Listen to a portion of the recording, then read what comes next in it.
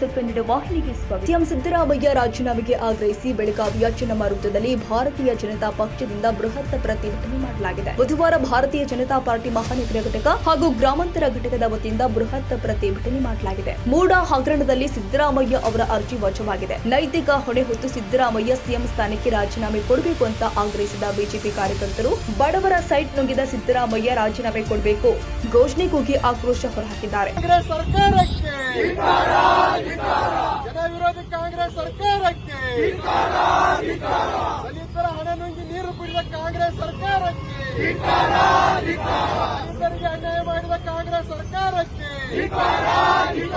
ಬಡವರಿಗೆ ಅನ್ಯಾಯ ಮಾಡಿದ ಭ್ರಷ್ಟ ಕಾಂಗ್ರೆಸ್ ಸರ್ಕಾರಕ್ಕೆ ಕೊಡಲೇಬೇಕು. ಈ ವೇಳೆ ಬಿಜೆಪಿ ರಾಜ್ಯ ಉಪಾಧ್ಯಕ್ಷ ಅನಿಲ್ ಬೆನಕೆ, ಮಾಜಿ ಶಾಸಕ ಸಂಜಯ್ ಪಾಟೀಲ್, ಬಿಜೆಪಿ ಗ್ರಾಮಾಂತರ ಜಿಲ್ಲಾಧ್ಯಕ್ಷ ಸುಭಾಷ್ ಪಾಟೀಲ್, ಮುರುಗೇಂದ್ರಗೌಡ ಪಾಟೀಲ್, ಡಾಕ್ಟರ್ ಸೋನಾಲಿ ತನ್ರೋಬತ್ ಸೇರಿ ಅನೇಕರು ಉಪಸ್ಥಿತರಿದ್ದರು. ತಾಜಾ ಸುದ್ದಿಗಾಗಿ ಎಂಟಿವಿ ನ್ಯೂಸ್ 24x7ಗೆ ಸಬ್ಸ್ಕ್ರೈಬ್ ಮಾಡಿ ಮತ್ತು ಬೆಲ್ ಐಕಾನ್ ಅನ್ನು ಒತ್ತಿ. ತಪ್ಪದೇ ಲಿಂಕ್ ಶೇರ್ ಮಾಡಿ.